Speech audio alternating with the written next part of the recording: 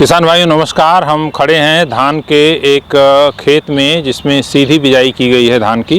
ये हमारी एक नई किस्म है पूसा 1850, जिसमें कि जो झोंका रोग यानी ब्लास्ट की बीमारी बिल्कुल नहीं लगती है। उसी के लिए संभा मसूरी जो बहुत प्रचलित किस्म है उसका सुधार करके इसको बनाया गया है। इसकी बुआई 18 जून को की गई थी और धान की सीधी बिजाई हम लोगों ने तर-बतर विधि से की थी। पहले खेत में पानी लगाया था, पानी लगाने के बाद जब बत्तर आ गया उसके बाद खेत की अच्छी तरह से जुताई करके पाटा लगा करके और फिर सीड ड्रिल से बुआई कर दी थी। लेकिन हुआ क्या कि उसके तुरंत बाद जो है बरसात हो गई। बरसात होने से पपड़ी जम गई थी खेत में, उससे अंकुरण में दिक्कत आ रही थी, तो हम लोगों ने उसमें दोबारा पानी लगाया था। इसके बाद इतना बढ़िया अंकुरण हुआ जैसा कि आप फसल देख रहे हैं, इसमें कहीं कोई गैप नहीं है। तो जब हम धान की सीधी बिजाई के प्रबंधन की बात करते हैं तो इसमें इस बात का बहुत ध्यान रखना है कि अगर इस तरह की कभी स्थिति पैदा हो जाती है तो आपको तुरंत निर्णय लेना पड़ेगा कि क्या आपको करना है। इसके अलावे पौधों की संख्या पर्याप्त हो।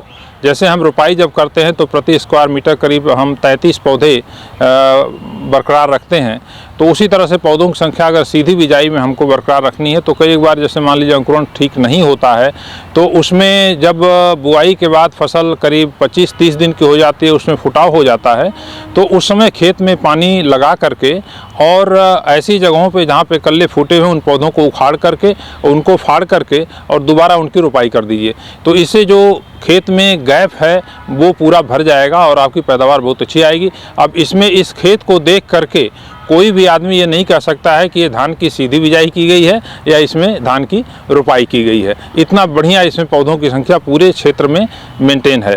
इस बार पंजाब में करीब 6 लाख हेक्टेयर क्षेत्रफल में धान की सीधी बिजाई की गई, उसी तरह से हरियाणा में भी। और इससे आपका सीधा फायदा है, एक तो जो श्रम की बचत होती है, करीब 3000 रुपये के आसपास रुपाई का खर्चा बचता है।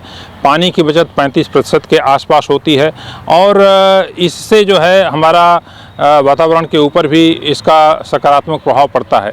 कुछ समस्याएं हैं धान की सीधी बिजाई में, जैसे खरपतवार नियंत्रण, वो सबसे बड़ी चुनौती है और इसके लिए बुआई के तुरंत बाद 72 घंटे के अंदर पेंडिमिथलिन का छिड़काव किया जाता है और करीब जब फसल 20-22 दिन की हो जाती है तो उसमें हम नामनी गोल्ड का छिड़काव करते हैं। इससे नियंत्रण पूरा अच्छी तरह से हो जाता है।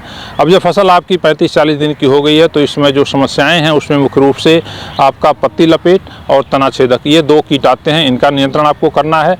और इसके अलावे जो फफूंद जनित बीमारियां हैं, और ख़ासकर इस किस्म में तो फफूंद की बीमारी नहीं आई क्योंकि उसके लिए हमने बनाया है इसको, लेकिन और किस्में जो रोपाई विधि से द्वारा भी किसान भाई लगाए हैं उसमें सीथ ब्लाइट और इसके साथ साथ ब्लास्ट यानी कि झोंका रोग, ये 2 प्रमुख समस्याएं हैं जो आने वाली हैं।